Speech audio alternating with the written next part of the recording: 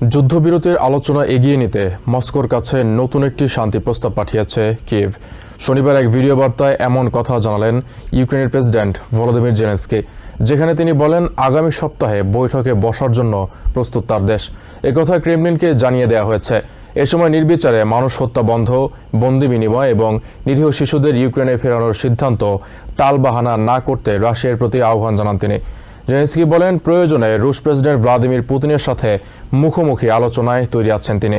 এদিকে ক্রেমলিনের মুখপাত্র Dmitry Peskov এক বিবৃতিতে জানান, শান্তি প্রতিষ্ঠার উদ্যোগে আরও গতি আনতে আগ্রহী তার দেশও।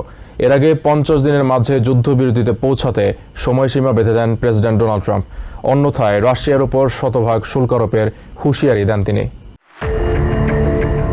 গত সোমবার হোয়াইট হাউসে প্রেসিডেন্ট ডোনাল্ড ট্রাম্প রুশ প্রেসিডেন্ট ভ্লাদিমির পুতিনের করা সমালোচনা করেন। জানান, তিনি যতবারই পুতিনের সঙ্গে খোলামেলা আলোচনা করে আশ্বস্ত হওয়ার চেষ্টা করেছেন, ততবারই ভীষণ হতাশ হয়েছেন। কারণ মুখে মুখে মিষ্টি কথা বললেও বাস্তবে ইউক্রেনে হামলা বন্ধে কোনো উদ্যোগ নিচ্ছেন না ভ্লাদিমির। তাই তো ওভাল অফিসে নেটো সেক্রেটারি জেনারেল মার্ক রুটার সফরে পুতিন এবং রাশিয়ার বিরুদ্ধে কঠোর অবস্থানে যাওয়ার ঘোষণা দিয়েছেন ট্রাম্প। আগামী সেপ্টেম্বর নাগাদ ইউক্রেনের সাথে একটি সমঝোতা চুক্তিতে পৌঁছতে ব্যর্থতায় কঠোর শুল্কারোপ এবং নেটোর মাধ্যমে কিয়েভে সমরাস্ত্র সরবরাহের কথা দিয়েছেন তিনি। এর প্রতিক্রিয়ায় রাশিয়ার রাষ্ট্রীয় গণমাধ্যমে ট্রাম্পের তুমুল সমালোচনা করা হচ্ছে। বলা হচ্ছে ওয়াশিংটন যুদ্ধ দীর্ঘায়িত করতে উস্কানি দিচ্ছে। অবাক করা বিষয় হচ্ছে, সংঘাতের জন্য অন্যকে দায়ী করে শুক্রবার দিবাগত রাতভর কিয়েভে 30টির বেশি মিসাইল এবং 300 ড্রোন নিয়ে হামলা চালিয়েছে মস্কো।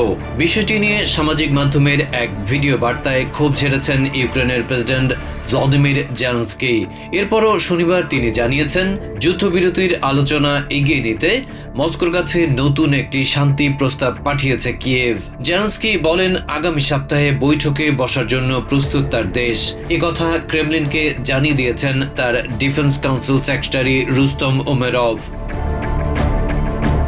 এ সময় নির্বিচারে মানুষ হত্যা বন্ধ, বন্দি বিনিময় এবং নিরীহ শিশুদের ইউক্রেনে ফেরানোর সিদ্ধান্তে টালবাহানা না করতে রাশিয়ার প্রতি আহ্বান জানান তিনি।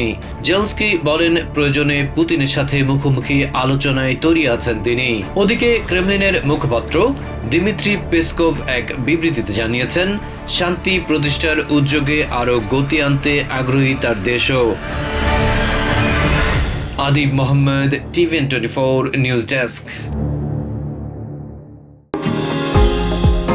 নিউ ইয়র্ক থেকে সম্প্রচারিত TVN24 টেলিভিশন বিশ্বজুড়ে বাঙালির কণ্ঠস্বর।